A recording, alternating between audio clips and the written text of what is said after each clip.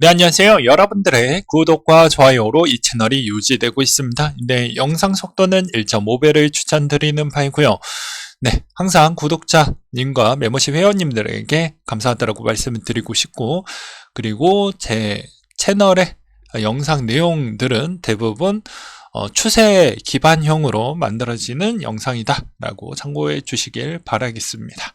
네, 이번 내용은 앨런 머스크의 아주 큰 이슈 소식이 하나 있었고, 그 다음에 시장에 있는 지금 분위기와 비트코인 이더리움 소식 이렇게 한번 준비를 해 봤습니다. 네, 같이 한번 보도록 하시죠. 일단 시장 먼저 보도록 하겠는데요. 소비자 물가, 선행지표, 생산자 물가가 이제는 고물가 넘어갔다. 이제 곧 침체 국면으로 들어가는 이제 막바지 단계인 것 같다라는 이야기가 나오고 있는데요.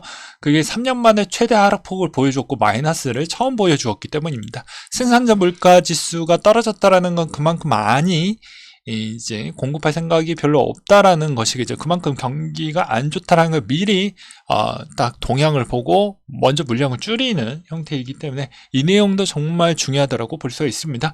그렇다 보니까 가장 중요한 CPI도 나왔고, 그 다음으로 이렇게 CPI도 5%대로 나왔고, 그 뒤로 이제 생산자 물가 지수도 나왔기 때문에 이제는 이게 오히려 시장의 지수 영향과 코인에 미치는 영향도 같이 좀 눌림목이 커질 수도 있었는데요. 그걸 방어해 주었던 또 하나의 또 나왔던 지표 중에 하나는 실업보험 청구 건수가 어느 정도 잘 버텨주었다라는 것입니다. 아무래도 이제 천천히 싣고 있는 실업자 청구 건수도 좀 아직까지는 싣고 있긴 하지만 그게 완만하게 싣고 있어서 그게 어느 정도 상충을 해주고 있다 보니까 이게 무너진다라고 해도 그 상충적 효과로 인해서 어떻게 보면 나스닥 한번 같이 한번 볼까요? 네, 나스닥이 어느 정도 반등이 그래서 좀 세게 나왔고, 덩달아 기술주 중심 위주로 좀 강세가 나와 주어서 비트코인도 마찬가지로 비슷하게 좀 더 강세를 좀 보여주었다라고 볼 수가 있게 되겠습니다. 그 다음으로 또 보게 된다고 하면 이제는 제가 녹화 찍고 있는 시점에서는 실적이 다 나왔을 것입니다. 그래서 이 실적에 있는 영향성이 기존에 있었던 스테이블 코인, 특히나 USDC에 있는 방향성 꼭 잘 챙겨보시길 바라겠고요. 그 다음에 매우 중요한 내용 중에 하나, 머스크 형이 트위터 가지고 이제 주식, 가상자산 사고 파는 거 가능하게 만들겠다, 통합 뱅크를 만들어 보겠다라는 이야기를 꺼냈습니다. 그래서 디지털 은행의 야심, 트위터 금융 서비스 강화하겠다, 트위터 중국 위챗 롤 모델로 언급을 하기도 했었고, 트위터 세계에서 가장 큰 금융기관이 되길 나는 희망하고 있다라는 이야기가 나와주고 있습니다. 근데 여러분들도 아시겠지만 머스크 형 같은 경우에는 기존의 트위터 지 거잖아요. 그러니까 어떻게 해서든 이거 자산에 있는 걸 펌핑을 더 많이 시키기 위해서 이제 작업을 좀 쳤다라고 볼 수가 있는데, 반면에 이 종합 롤 모델로 형태로 만들려고 한다고 하면 지금 트위터에 있는 어플리케이션이 지금에 있는 데이터베이스를 다 초기화시키고 다시 만들어야 되지 않을까라는 생각을 합니다.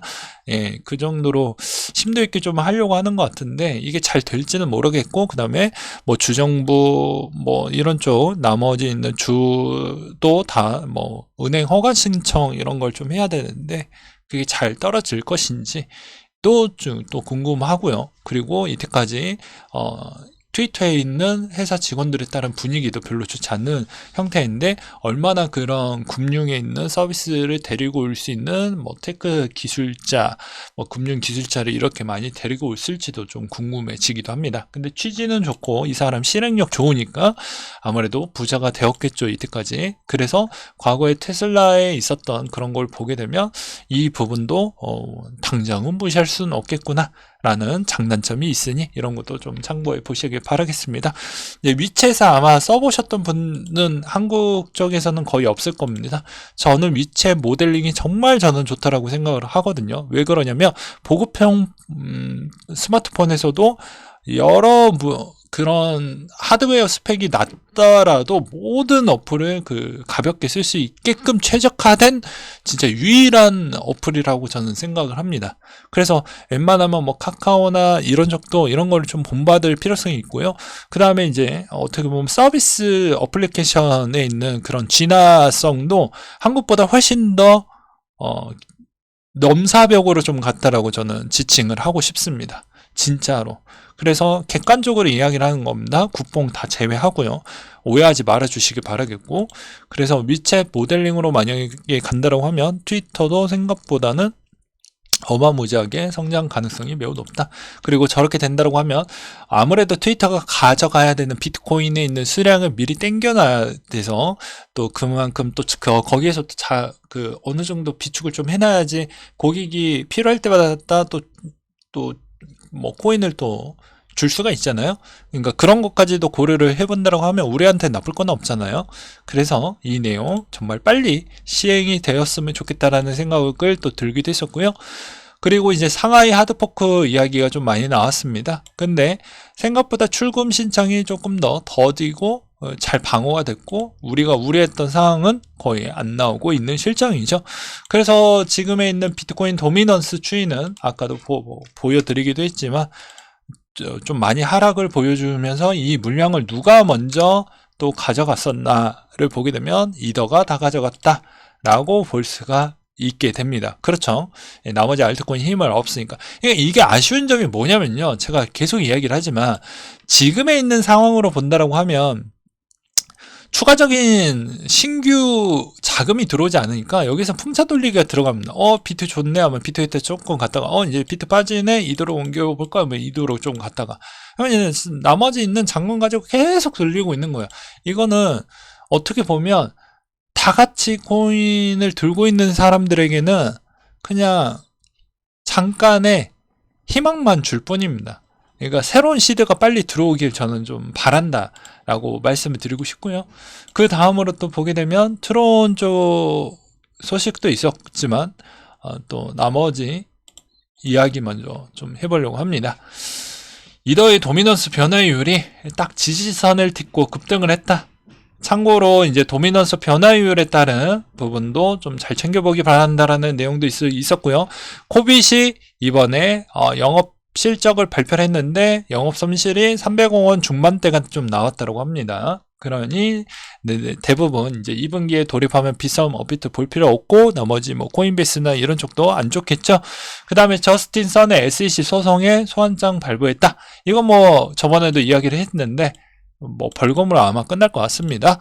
그 다음에 트론 쪽도 이런 악재가 계속 나오다 보니까 적재적소에서 우리 소각하겠어요 해가지고 또 나와주기도 했었고요. 그 다음에 여전히 벤처캐피탈 가장 매력적인 투자처는 게임, 디파이, 인프라 쪽인 것 같다. 이쪽에 투자를 더 열심히 할 것이다 라고 하고 있지만 여기서 재미난 점은 무엇이냐면 벤처캐피탈 입장에서는 당연히 내가 이쪽에 투자를 하고 있으니까 나쁜 이야기 못하겠죠. 그 다음에 두 번째로는 어떤 부분이 있습니다. 다 훼손된 가치가 많이 있기 때문에 그 훼손된 가치에 있는 지분을 손쉽게 저렴하게 매입을 해줄 수가 있기 때문에 이미 매입 과정이 끝나고 나서 좋은 이야기를 또 있을 수도 있다라는 것입니다. 그러니 우리가 이것만 가지고 이렇게 해석을 하면 좀 어폐가 있으니 좀 다양한 각도, 다양한 시각점으로 좀 볼 필요성이 있다라는 것과 그 다음에 한 국회의원이 저는 정치적 성향은 절대 없습니다.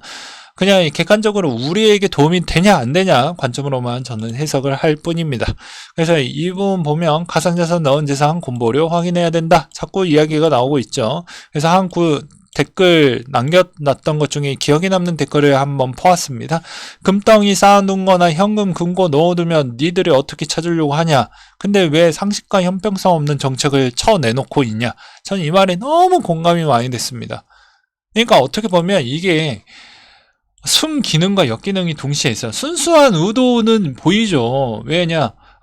재산을 은닉하기 위한 수단 부분을 어느 정도 할 수가 있으니 그거에 따라 하는 것이다. 근데 저는 국회의원들 다 박쥐 같은 새끼들이라서 전 믿지 않거든요. 다 이게 시발점은 그렇게 시작을 해요. 순수한 의도로. 근데 편질이 좀 되죠. 그래서 우리에게 결과론적으로는 코인에게도 여러 가지 세법과 여러 가지 또 이런 덕지덕지한 곰보류까지 붙어버린다라고 하면 우리에 있는 복리 기대 수익률, 우리가 이때까지 기다렸던 그런 기대 수익률을 다 까먹는, 진짜 우리는 진짜 피말려서 이렇게 기다렸다가 이제 우리가 이제 열매가 딱 맺혔을 때 우리 수익률 딱 떼려고 하니까 떼는 시점과 세금과 동시에 나오는 그 기막힌 부분이 또 발현이 될 수가 있다는 게 좀 매우 섭섭하고 그렇습니다. 반대론자들은 또 이렇게 외칠 수도 있습니다. 야, 그럴 일은 절대 없다. 이때까지 그럴 일을 제가 이때까지 살아오면서 매번 똑같이 이루어졌습니다. 그래서 저는 절대 정치인의 그 현올림에 지지하거나 그딴 거 없습니다. 그냥 우리에게 도움이 되냐 안 되냐만 볼 필요만 보는 것 뿐이죠.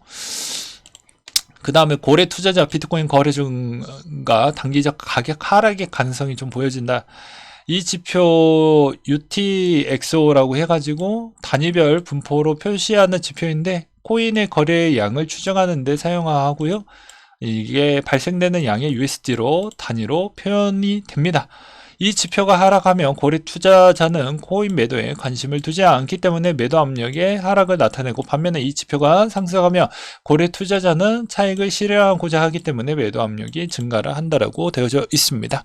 그리고 채굴회사들이 아직도 좀 힘든 채굴회사들 기사들도 좀 많이 나와주고 있는데 그건 뭐 어쩔 수 없는 현상이다. 지금 가격대까지도 힘들다라고 하면 그거는 솔직히 못 버티는 게 어느 정도 정리되는 그런 채굴 회사들이라고 생각을 하고요. 그 다음에 채굴 해시레이트도 어느 정도 채굴 회사들이 이번에 또 분기 실적 이전에 또 어느 정도 물량을 또 던질 것이기 때문에 그런 것도 잘 고려를 하시면서 대응하시길 바라겠고요.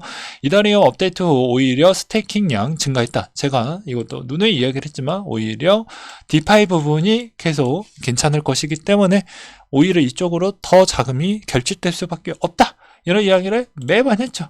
그래서 이번에 가격도 상당히 잘 방어를 해주었고, 그거에 뒷받침 있는 내용 중에 하나는 아비트론 TVL 부분만 본다라고 해도 라이도, 앵커 뭐 등등 우리가 좀 보이죠? 이런 것만 본다라고 해도 점유율 추이와 그 다음에 뭐 디파이 부분도 여전히 이번에 일주일 기준점으로 보았을 때도 다 수익성입니다. 그렇죠. 그만큼 장사가 잘 됐다.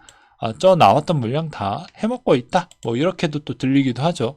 그렇지 않습니까? 그래서 오히려 더 많이 증가하고 있는 추이를 또 보여주고 있고, 그 다음에 가장 우리가 기대했던 로켓도 한번 보도록 하겠습니다. 로켓풀도 좀 많이 잘 보시라고 이야기를 했죠. 로켓풀도 미친듯이 올랐습니다. 이렇게 쭉 올라가고 있죠. 이런 점은 어떻게 보면 이더리움의 가격을 지탱을 해줄 수 있으면 여러 가지 가능하기 때문에 나쁘지 않는 효과라고 보실 수가 있게 되겠습니다. 그러니까 디파이가 건강해지면 어차피 이도 사용량이 계속 증가된다라고 볼 수가 있으니 상승은 뭐 여러 가지 이슈가 있으니 뭐 그건 별개로 두고, 하방 기준점으로 본다라고 해도 방어적인 역할은 뭐 100% 된다라고 볼 수가 있겠죠.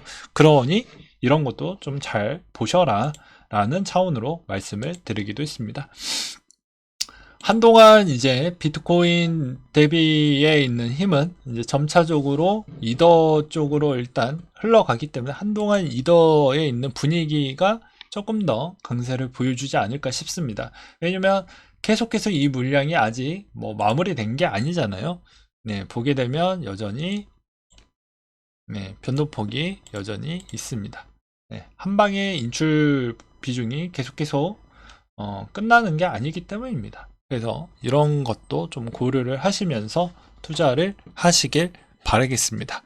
그리고 뭐 매번 보면 추세적으로 본다라고 하면 여전히 뭐 비트코인 조금만 더 라고 이야기를 하고 있지만, 이제 어느 정도는 이제는 약간 좀 기다려야 되지 않을까. 어떤 구독자분들은 매번 이런 이야기를 많이 합니다. 언제 또 살 거냐. 항상 제가 이야기하고 싶은 건 열매가 맺히기 전 때까지는 좀 기다릴 줄도 알아야 됩니다. 저도 성격이 매우 급해요. 솔직히 말해서. 근데 꾹 눌러 담고 여기 꾹 눌러남고 여기 샀던 이유는 제가 원하는 원칙을 깨지 않았기 때문에 그 종이 한 장 차이가 얼마 차이가 나지가 않습니다. 여러분들도 충분히 가능할 수 있어요. 근데 제가 원하는 그 정도 부분이 오면 충분히 다시 한번 언급을 드릴 거니까 기다려 주시길 좀 바라겠습니다. 네. 다른 부분은 별로 없어요. 그 다음에 이제 이더리움 같은 경우가 앞으로 이제 저런 생태계가 만들어진 쪽에서 풀이 계속 찾아와 있으면 이더에 있는 가격은 점차 더 많이 올라갈 수가 있습니다. 근데 요즘 이야기가 자꾸 나오는 것 중에 하나가 조금은 거슬리는 내용 중에 하나가 이거예요. 은행 도산 가능성 더 있을 것 같다. 이게 좀 거슬린다라는 것이죠. 물론 저는 은행을 망한다라고 저는 생각을 하지 않습니다. 그리고 상업용 부동산도 이미 저는 그쪽에 공부를 많이 했기 때문에 알고 있지만 여기서 더 부러진다고 해봐야 뭐 많게는 한 20% 정도 더 부러질 수 있어요. 은행도 뭐 파산 조금 더 이루어질 수는 있다라고 보지만 그게 뭐 당장 일주일 이내 일어나는 건 아니고 일단 불씨만 껐지 그게 하반기 좀 더 되어봐야 알 수 있을 것 같긴 합니다. 그래서 그런 것도 좀 보셔야 된다. 근데 제가 보기에는 그럴 일은 매우 적을 것 같다. 왜 그러냐면 어차피 중소형 은행들이 많이 갖고 있는 게 채권인데 어차피 동결되고 이제 천천히 금리 인하 때까지만 존버하면 채권 가격이 다시 정상화가 될 것으로 보여지기 때문입니다. 그래서 만약에 부러진다고 해도 그 부러지는 그 정도는 그렇게 우리가 무서울 정도는 아니니 그렇게 보는 게 맞을 것 같다라고 생각이 들어요. 물론 개인적인 생각입니다. 그 다음에 또 어떤 분들은 야 환율 대비를 보면 이제는 조금 더 위험하지 않냐라고 하지만 이 원달러 환율 추이를 보게 되면 말도 안 되게 올라갔다가 말도 안 되게 떨어지고 있죠. 네. 이것도 매번 설명을 드리기도 했습니다. 오지랖으로 이제 이 시간 뒤편은 오지랖 이야기로 좀 해보려고 하는데요. 이렇게 올라갔다가 내려가기 시작을 했던 이유도 이렇게 이때까지는 계속 금리 인상을 할 것이다라는 그런 조짐이 있었는데 이제 CPI나 이런 거 나오다 보니까 약간 좀 위축이 됐다라는 것과 요 구간에 또 올라왔다라는 건 근시안적으로 그래도 5월달까지는 금리 인상 하지 않겠냐, 6월달까지는 그래도 금리 인상 하지 않겠냐, 그거 영향과 그 다음에 한국의 대표적인 캐시카우의 역할이 있는 테크 기업들이 돈을 못 벌어다 준다라는 게 이미 소문이 많이 났잖아요. 그리고 뭐 PF 대출 부분도 뭐 그러하고요. 그런 영향성이 골고루 좀 끼쳤다라고 생각을 합니다. 네. 근데 지금의 이제 중국의 회복 속도가 좀 어느 정도 나와주었다라는 게 그나마 한국의 좀 위안이다. 라고 볼 수는 있겠지만 이게 뭐 과거에 뭐 보게 되면 원달러 대비 과거에 보게 되면 다시 뭐 1100원대까지 내려가기에는 좀 많은 시간이 필요하지 않을까 싶습니다. 왜 그러냐면 PF 대출 그냥 저번에도 말씀을 드렸잖아요. 그냥 보면 됐구나 이렇게 생각할 수 있겠지만 그거 그냥 만기 연장이고 채권자의 3분의 2가 통과를 해야 이자 감면이 들어가게 됩니다.